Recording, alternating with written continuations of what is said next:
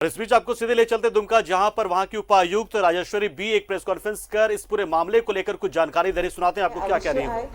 Corona के चलते हम लोग किसी भी तरीके का कार्य में कॉम्प्रोमाइज नहीं किए हैं।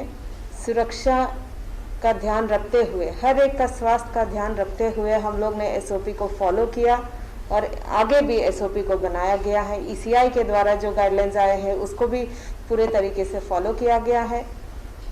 और स्वीप के भी कार्यक्रम में हम लोग ने लगातार जनता के बीच में इन मुद्दाओं के बारे में रखा है और हमारे प्रोबेशनर साहब जो स्वीप के सेल के पदाधिकारी हैं उनके द्वारा कई सारे ऐसे एक्टिविटीज़ किए गए जिसमें लोगों के अंदर एक मोटिवेशन आए, उनका हौसला बढ़ाया गया कि वो ज़रूर आके वोट करें। तो मैं पहले उनसे अनुरोध करूंगी कि वो एक संक्षिप्त तरीके से बताएं कि क्या क्या कार्यक्रम किया गया है। धन्यवाद उपायुक्त महोदय, आप सभी का धन्यवाद यहाँ आने के लिए। जैसा कि आपको पता होगा, इलेक्शन के अनाउंसमेंट के बाद हमारा स्वीप प्रोग्राम 1 महीना लंबा चला है, जिसमें हम सारे मतदाताओं को रीच करने की कोशिश किए हैं। इसके अंतर्गत हमने विविध प्रकार के एक्टिविटीज़ किए। हमने मतदाता जागरूकता रथ लॉन्च किए 4, जो पूरे दुमका एवं मसलिया ब्लॉक में घूमकर लोगों के बीच वोटिंग के बारे में एंड अवेयरनेस फैला रहे हैं कि 3 को वे आकर मतदान करें। हमने ब्लड डोनेशन कैंप लगाया था रेड क्रॉस के सहयोग के साथ, जिसका उद्घाटन उपायुक्त महोदया ने किया। प्रभात फेरी और साइकिल रैली हमने 2 संडेज को किया था, जिसमें हमने टाउन एरिया में बस फैलाने की कोशिश की। साथ ही साथ हमने रंगोली प्रतियोगिता का आयोजन किया था, पेंटिंग कंपटीशन का आयोजन किया था, जिसमें खास करके छात्र छात्राओं में काफ़ी उत्साह दिखा और उन्होंने बढ़ चढ़ कर पार्टिसिपेट किया। फर्स्ट टाइम वोटर्स को टारगेट करने के लिए हमने प्लांटेशन ड्राइव महिला कॉलेज में चलाया था, जिसमें उपायुक्त महोदया ने उन्हें एड्रेस करके उन्हें प्रेरित किया कि वो वोट करें। हमने साथ ही साथ मतदाता शपथ अभियान चलाया था और जैसा कि आपने देखा है कि समाहरणालय में हमने सेल्फी पॉइंट लगाए हैं, स्टेयर्स पे डिफरेंट बैनर्स एंड स्टिकर्स लगाए हैं। त्यौहार सीजन को ध्यान में रखते हुए हमने गैस एजेंसियों के माध्यम से गैस सिलेंडर्स पे स्टिकर्स लगाए हैं, जिससे लोगों तक ये संदेश जा रहा है कि 3 को मतदान होना और वो मतदान अवश्य करें। अंत में आज जैसा आपने देखा कि हमने एक कंक्लूडिंग इवेंट के तौर पे रंगोली एंड दीपोत्सव की तरह हम सेलिब्रेट कर रहे हैं आज। और हमने फाइनली ट्राई किया है कि 1 महीने के दौरान हम अधिक से अधिक मतदाताओं को रीच कर सके एंड हम उम्मीद करते हैं कि हम उसमें सक्सेसफुल हुए। धन्यवाद। तो आई थिंक काफ़ी एक्टिविटीज स्वीप कोषांग के तहत किया गया एंड प्रोबेशनर साहब कहीं जगह अपने भी देखे हैं कि काफ़ी मोटिवेशन है।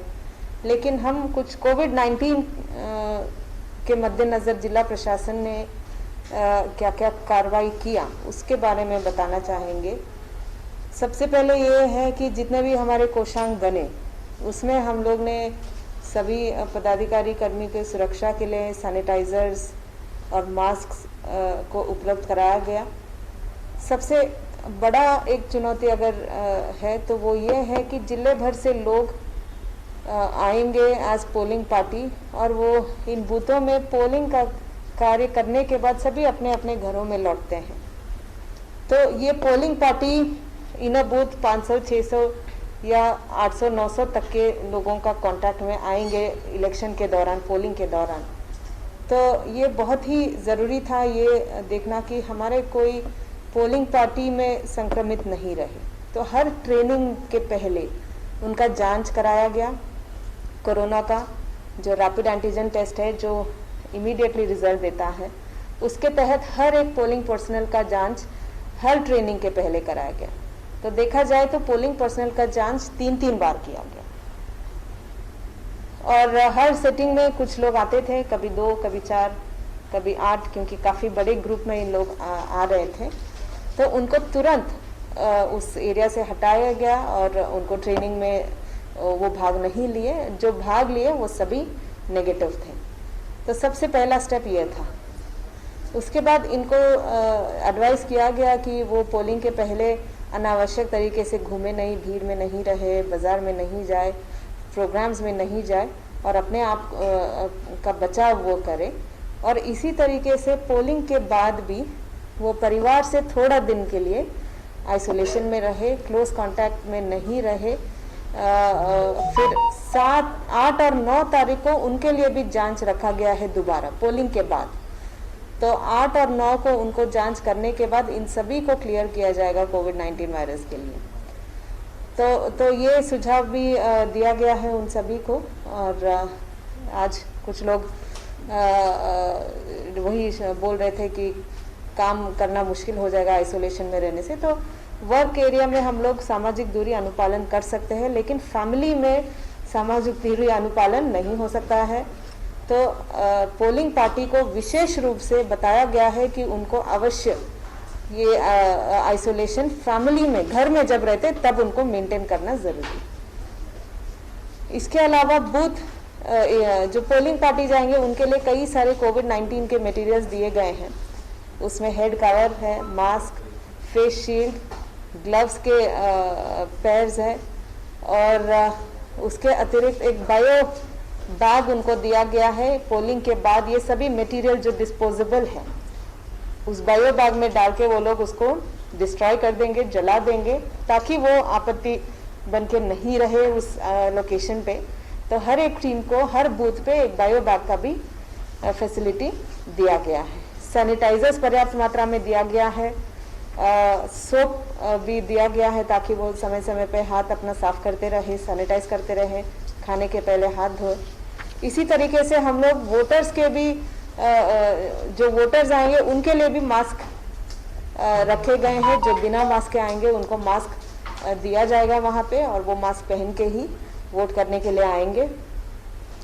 जो संक्रमित व्यक्ति है यदि वो आके वोटिंग लाइन में रहेंगे तो इनका जांच के लिए थर्मल स्कैनर्स है और थर्मल स्कैनर में यदि ऐसे संक्रमित या जिनके अंदर कोई सिम्टम्स है या लक्षण है सर्दी खांसी बीमारी टाइप का, तो उनको तुरंत अलग रखा जाएगा और उनको लास्ट आवर में वोट करने का प्रावधान रखा गया है। तो ये मेन क्राउड के साथ नहीं बैठे रहेंगे, ये अलग से बिठाया जाएगा। इसी तरीके से जो कोरोना संक्रमित है, जो पेशेंट्स है और जिनको वोट करना है उनके लिए भी लास्ट आवर में प्रावधान है वोट करने के लिए। उसमें हेल्थ डिपार्टमेंट के तहत उनके हेल्थ स्टाफ का टैगिंग बूथ को किया गया है, जहाँ पे वो ऐसे व्यक्ति को पूरा प्रोटेक्टिव गियर के साथ ले आएंगे और वोटिंग कराएंगे।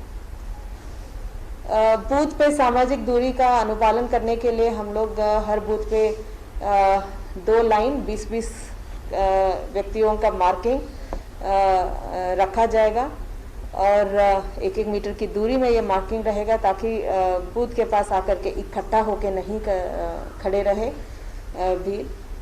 दिव्यांग जनों के लिए विशेष रूप से व्हीलचेयर्स और गाड़ियों की प्रावधान है। जो हमारे ओल्ड एज है, 60+ वाले हैं, बीमार व्यक्ति हैं, उनको प्रायोरिटी बेसिस पे वोटिंग कराया जाएगा।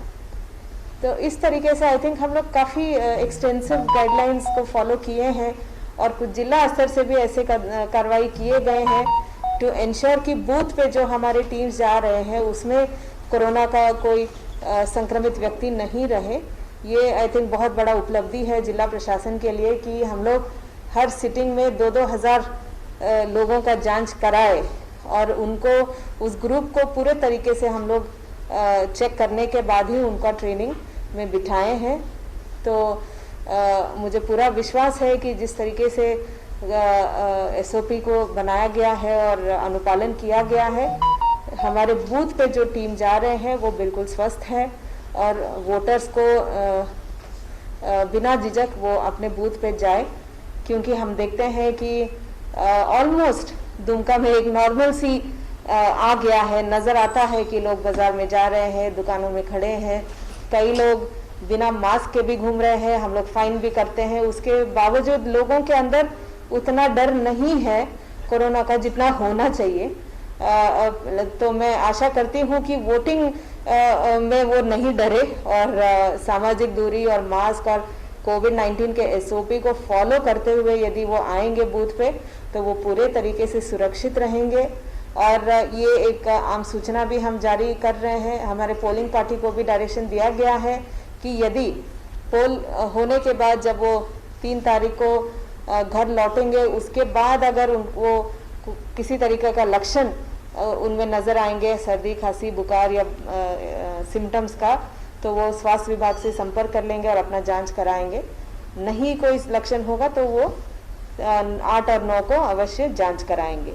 आई थिंक इस एक्सटेंसिव एसओपी को देखते हुए हम लोग पूरा विश्वास जता पा रहे हैं जिला प्रशासन के तरफ से कि कोरोना का जो दुमका का सिचुएशन है एक बैलेंस है, वो हम इलेक्शन के बाद भी बरकरार रखेंगे। हमारे टीम से, हमारे पदाधिकारी से कोई आपत्ति नहीं है और जो वोटर्स है वो सजग रहे, अवेयर रहे, जागरूक रहे, मास्क पहन के आए वोट करने के लिए। हम लोग पर्याप्त संख्या में सैनिटाइजर्स को दिए हैं, हमारे कर्मी रहेंगे स्वास्थ्य विभाग के जो हाथों को सैनिटाइज करेंगे और थर्मल स्कैनिंग का भी प्रावधान है। तो बिना डरे इस जो मत अधिकार है लोकतंत्र में जो सबसे बड़ा अधिकार माना जाता है उसका अवश्य प्रयोग करें। और हर बार जो हम लोग इलेक्शन के दौरान बोलते हैं दम दिखाओ दुमका, तो इस बार दुमका वोट करेगा और अपना दम भी दिखाएगा। धन्यवाद। एक सवाल है मेरा कि बीजेपी की ओर से कुछ पदाधिकारियों पे जो आरोप लगे उसमें क्या कुछ एक्शन हुआ है या जांच हो करके हम लोग ने अपने रिपोर्ट को समर्पित किया है इलेक्शन कमीशन ऑफ इंडिया को। वहाँ से अभी तक कोई सूचना नहीं आया है, सूचना आने पे फिर हम लोग कार्रवाई करेंगे।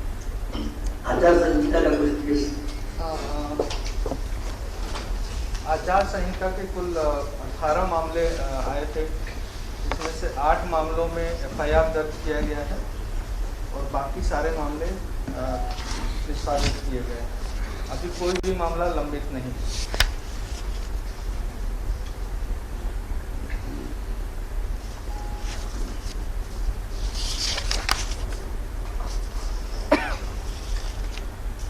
आयोजन किया गया है, तमाम जानकारी दी गई है। उपायुक्त जो राजेश्वरी बी उन्होंने तमाम जानकारी दी है कि किस तरीके से मतदान कर्मियों को ट्रेनिंग दी गई है, उन्हें प्रशिक्षण दिया गया है, साथ ही साथ आम जनता को भी लगातार मोटिवेट किया गया है। जो मतदाता सूची है उसमें सुधार किया गया है और कुल मिलाकर अब दुमका के लिए वो यही अपील करती नजर आ रही है कि उपचुनाव होना है तो दुमका की जनता चुनाव में पूरे तन मन धन से जुटे और अपने मताधिकार का प्रयोग करते हुए ज्यादा से ज्यादा संख्या में यहां पर मतदान करने में अपनी अहम भूमिका निभाए।